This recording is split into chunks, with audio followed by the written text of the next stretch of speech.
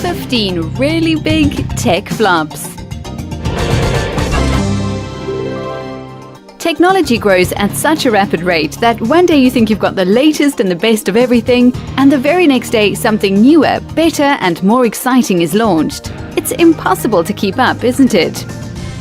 15. Big mistake. Not everything was a huge success though, like these Oakley Thumb sunglasses launched in 2007. They're shades and an MP3 player combined, and they failed miserably. They cost $495 a pair, were unattractive and only had 256 megabytes of memory. No wonder they didn't do well. 14. Gone but not forgotten. The Nokia N-Gage is considered one of the biggest flops in tech history. It seems that the actual specs of the phone were all fine, and what the phone was able to do was all fine too. Even the games on the phone, as it was a phone-game combo, were also fine. What wasn't considered fine at all was the way you had to hold the phone. The microphone and speaker were on the side of the phone, and many people compared it to speaking into a taco. And needless to say, it didn't do very well when it came to sales. 13. Making a comeback. This is the Sinclair C5, and it was launched by Sir Clive Sinclair in January of 1985. Unfortunately, there were some severe drawbacks to the vehicle, like the maximum speed, which was only 15 miles per hour. The battery didn't last long, it battled up hills, and weatherproofing was an issue. It cost £399, and the vision was to avoid road tax and insurance, and for it to be an affordable way to get around. However, it wasn't received with great enthusiasm, and of the 14,000 produced, only 5,000 sold. Just a few months ago, an article was published stating that Sir Clive's nephew, Grant Sinclair, would be relaunching the C5. 12. Play My Song. It was 2006 that the doomed Microsoft Zune was launched. In fact, the launch and initial release was so exciting that Stephen Smith, aka Zune Tattoo Guy, got a tattoo of the Zune logo tattooed on himself. You were able to share music from one Zune player to another, but there were some definite flaws in the system.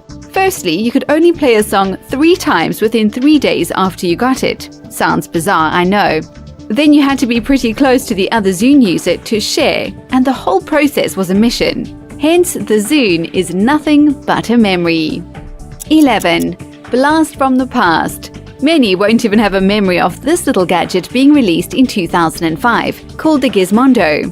It was launched by a company called Tiger Telematics, which eventually had to close their doors as they went bankrupt. Less than 25,000 units were sold, and although there wasn't anything fundamentally wrong with the concept, there were quite a few stories about the founder being linked to crime and some rather dubious marketing decisions, which didn't help the little product go far at all.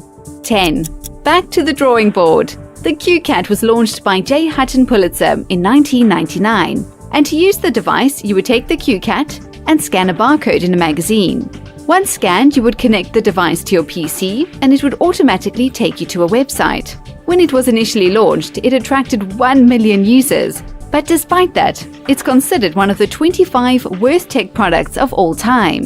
Debbie Barham from the Evening Standard put it perfectly and said the QCat fails to solve a problem which never existed. 9. An absolute flop. What's disappointing about this entry is that so many people were excited about this product that was funded via Kickstarter, and $8.5 million was raised for it. So you can imagine how many people were confident in the product. This is currently the 8th highest earning project on Kickstarter. What did all those investors eventually get?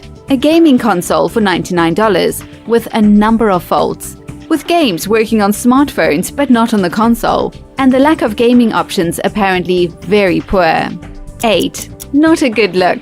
This is the TV hat, and it can be yours for $29.95. It was designed to help you watch your videos on your iPhone or iPod without using your hands. There's an HD video magnifier which will make the image look larger for you. You can also choose between a baseball cap or a visor design, but either way, you're going to look ridiculous. 7. Failure to launch. Segway seem to make lists and videos for all the wrong reasons, and many consider them to be a huge technological failure. Segways reach speeds of up to 12.5 miles per hour, and you can lean forwards or backwards to go forwards and backwards, and the same for left or right. Many cities didn't know how to class this mode of transportation, and sales were very poor. They have now been relegated to tourists and in some cities are used by the police force. 6. It's on fire. Literally. The fiery Galaxy Note 7 initially received rave reviews around the world, but when they started catching fire, well, things went downhill. Samsung did issue a recall and started sending out replacement units, which also caught fire. This led to Samsung putting software in place that made all Galaxy Notes null and void and can no longer be used as mobile devices.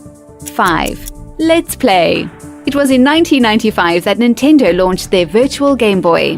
The first drawback was that the visor stood on a metal stand, so you could really only play at a desk. The graphics were made with rows of little red LEDs, and their selling point was that each eyeball would receive a different image, creating the illusion of 3D imaging. On top of the basic depth of field effects they added, the game gave users terrible headaches and nausea. 4. Long way to go. 7 May 2016. A Tesla driver was the first to be killed while using the autopilot mode. It turned out that 40-year-old